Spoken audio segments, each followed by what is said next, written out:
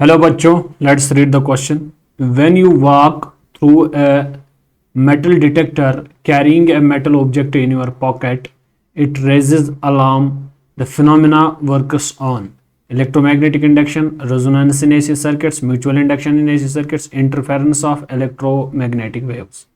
चलिए इस कॉन्सेप्ट पे सबसे पहले बात करते हैं, आते हैं अपने की कॉन्सेप्ट की ओर। की कॉन्सेप्ट हमारा क्या बताता है? की कॉन्सेप्ट हमारा बताता है कि अगर आपके पास एक मेटल डिटेक्टर है, लेट अस सपोज ये मेरा मेटल डिटेक्टर है, इसको मैं मेटल डिटेक्टर की तरह दिखाता हूँ। यहाँ पे एक तरीका ये है दिखाने का। तो इस मेटल डिटेक्टर में क्या होता है, इसके अंदर जो होती है कुछ कॉइल्स लगी हुई होती है, कॉइल्स लगी हुई होती है, ठीक है। यहाँ पे कुछ कॉइल्स लगी हुई होती है और इन कॉइल्स की कुछ इंडक्टेंस होती है जिसको हम XL नाम बोलते हैं। इनकी कुछ इंडक्टेंस होती है जिनको हम XL नाम बोलते हैं। अच्छा, इसके अलावा क्या होता है? इसके अलावा ये चीज़ होता है कि जो ये कॉइल होती है इसको हमने कनेक्ट किया होता है एक कैपेसिटर के साथ। This is connected to the capacitor bank. Actually ये कैपेसिटर के साथ कनेक्टेड होता है और उसकी कुछ कैपेसिटिव रिएक्टेंस होती है जिसको हम XC के नाम से जानते हैं। ओके, ताकि most of the current that will pass through this circuit, maximum current जो है वो इस सर्किट के पास हो जाए। लेट अस सपोज एक बंदा आया जिसके जेब में एक मेटल का कंटेनर है, एक मेटल की टेली है, what ever may be inside his pocket.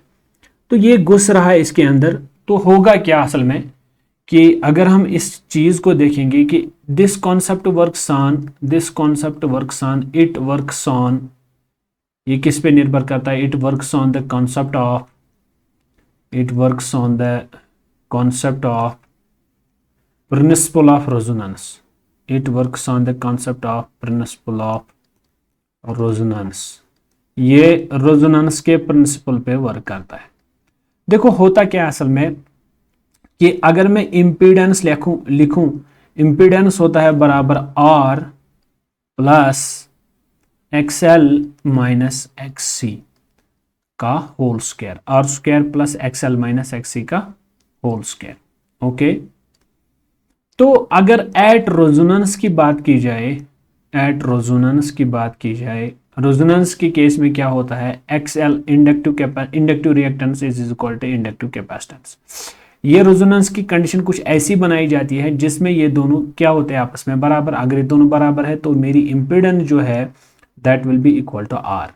तो इंपीडेंस R के बराबर होना, इसका मतलब ये है कि most of the current will pass through this circuit जिसको हमने मेटल डिटेक्टर के लिए लगाया होता है।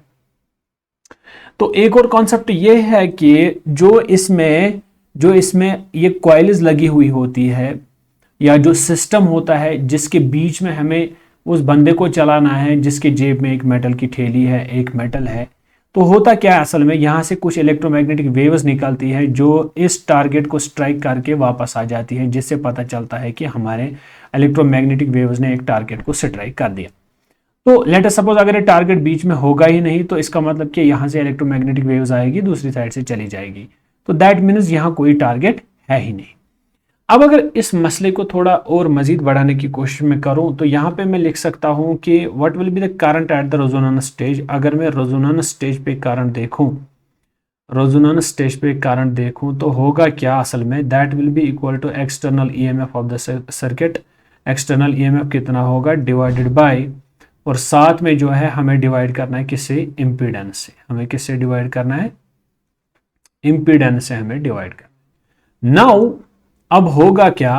अब जो ही इस मेटल डिटेक्टर के थ्रू, लेट अस सपोज मैं इसको ऐसे बनाता हूं, ये एक है, ये दूसरा है। लेट अस सपोज इसको मैं बनाने की कोशिश करता हूं, ठीक है। ये मैंने यहाँ पे मेटल डिटेक्टर मान लिया, इसमें मैंने कॉइल्स रखी, इसमें मैंने कॉइल्स रखी, यहाँ से भी कॉइल्स रखी, यहाँ से भी कॉइल्स रखी, और इस सिस्टम को कनेक्ट करते हैं हम एक कैपेसिटर बैंक के साथ। इसकी होती है अपनी XL, इसकी होती है अपनी XC।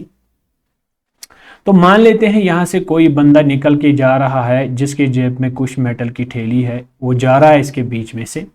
तो होगा क्या, असल में होगा यही कि there will be change in the inductive reactance of the circuit. इस इंडक्टिव रिएक्टेंस के अंदर चेंज हो जाएगी। इसका मतलब यह है कि आपका Z किसके बराबर था, under root of R square plus XL minus XC का होल स्क्वायर। तो अगर इस सर्किट के अंदर अगर XL के अंदर चेंज आ गए, XL चेंजेस, जब आपका XL चेंज हो रहा है, ये तब चेंज हो रहा है जब इस मेटल डिटेक्टर के बीच में से कोई ऐसी चीज निकल रही है या जा रही है जिसके पास मेटल है। यूजुअली हम फेरोमैग्नेटिक मटेरियल का यूज करते हैं, या अगर फेरोमैग्नेटिक मटेरियल इसके बीच से गुजर गया तो there will be change, this XL will increase. अगर डायमैग्नेटिक सब्सटेंस पास हुआ तो XL विल डिक्रीज। तो हम यहाँ पे इन जनरल ये बात करते हैं कि XL चेंज हो जाएगा। अगर XL चेंज हुआ तो there will be change in Z changes. अगर आपकी इंपेडेंस चेंज होगी, इसका मतलब है इंपेडेंस का चेंज होना, that leads to change in the current. तो ये आपका E divided by Z impedance बराबर था। अगर ये इंपेडेंस आपकी चेंज हो रही है, इसका मतलब आपकी करंट चेंज हो रही है। करंट का चेंज होना क्या यहाँ पे यहाँ पे क्या क्या दर्शाता है। एक चीज और जो मैं यहाँ पे कहना भूल गया कि इस सिस्टम के अंदर कुछ सेंसर्स भी होते हैं। तो दी सेंसर जो है वो अलार्म बेल जो है, दी सेंसर जो है वो अलार्म बेल बजाने में मदद करते हैं। अलार्म बेल को यानी उसको बजाने के अंदर जो है हेल्प करते हैं। तो नतीजा ये निकला कि जब भी आपके पास ऐसा कुछ होगा, जो ही आप क्रॉस करोगे इस मेटल डिटेक्टर के थ्रू, आपने कभी कभार एयरपोर्ट पे देखा होगा या आपने कुछ जब आपने बैग को उस रोटेटिंग पैड पे रखा होगा, तो वो सीधे ही डिटेक्ट करता है कि इसमें कोई मेटेलिक चीज़ है कि नहीं। The reason is simple.